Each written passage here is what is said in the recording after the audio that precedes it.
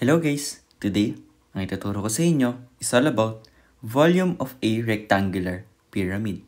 Okay, let's start.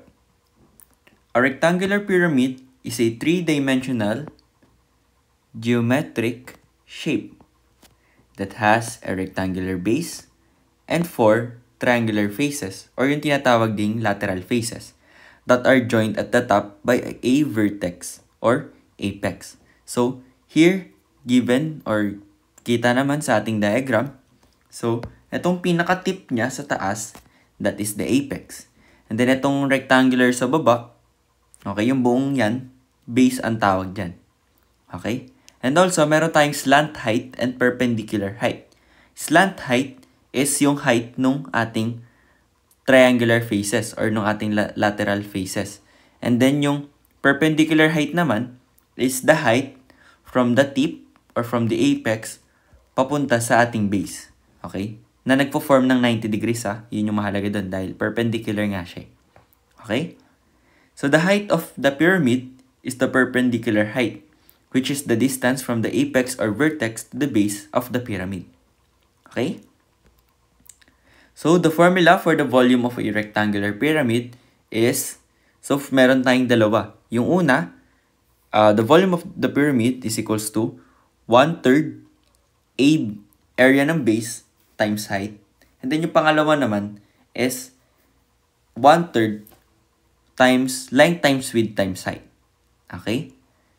So, let's dive into some examples para maintindihan nyo yung ating formula. So, for our first example, find the volume of a rectangular pyramid whose base is 6 by 7 inches and a height of 10 inches. Okay? So first, let's analyze yung given natin. So meron tayong given na base na 6 by 7 inches daw. And then a height of 10 inches. Ngayon, yung given base natin na 6 by 7 inches, we can get yung area ng base natin. Dahil dimension ng base yung binigay, 6 by 7 inches. So yung area ng ating base is equal to 6 by 7 inches. Okay? Given siya, 6 by 7 inches. So, we can find the area of the base. And then, this is equal to, so yung inches pala ay hindi dapat nasa labas dahil both silang inches. Okay? So, this is 6 inches by 7 inches. Then, simplifying this, we will have 42 inches squared. So ngayon, since meron tayong area ng base, we can use yung first formula natin for the volume of a pyramid, which is 1/3 ng ating area ng base times yung height natin. Okay? So, given naman tong mga to, meron tayong area ng base and then yung height na 10 inches. So, plug in lang natin yung values. So, we have 1/3. Then, the area of base is 42 inches squared. So, this is 42 inches squared. Multiply by the height, which is 10 inches. And then now, unahin natin i-simplify yung ating parenthesis. PEMDAS rule ulit. So, copy natin yung 1/3. And then, 42 inches squared times 10 inches, that is 420. And then, yung inches, magiging cube na siya. Dahil inches squared times inches yung pinag-multiply mo. And then now, simplifying this, 1/3 times 420 inches cube, that is 280. 140 pala. That is 140 inches cube or cubic inches. So this is our answer for this example. The volume of the given pyramid is 140 inches cube or cubic inches. Okay? So let's proceed sa ating second example.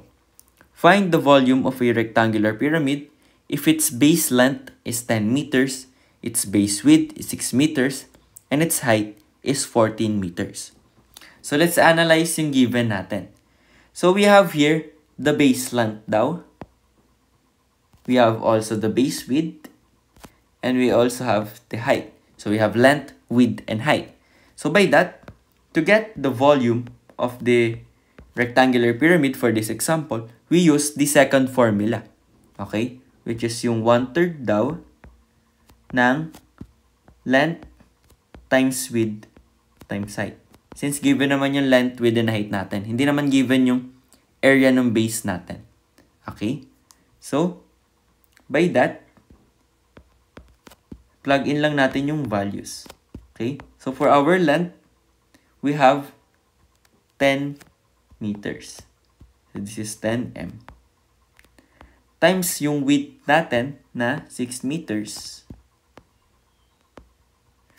Times yung ating height na 14 meters.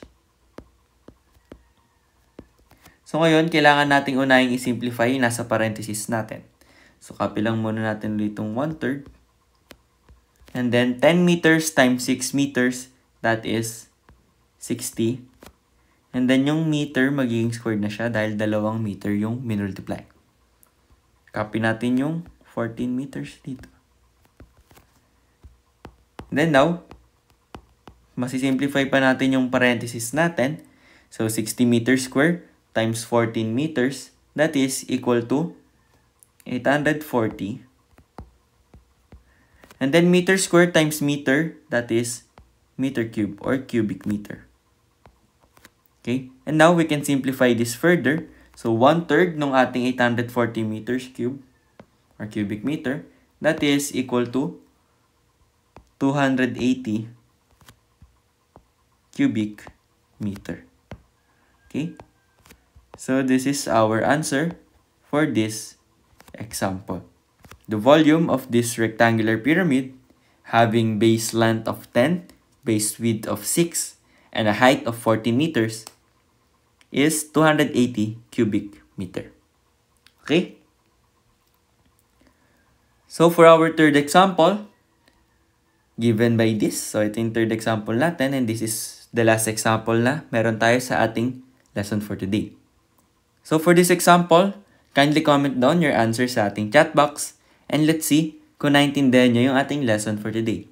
If nalilito pa, pwede nyo panoorin uli yung ating naging steps or kung paano natin hinanap yung volume ng ating first two example para mas maunawaan nyo paano natin isa-solve etong last problem na ito. Okay? So that's it for our video for today. I hope may natutunan kayo and maraming salamat sa panonood.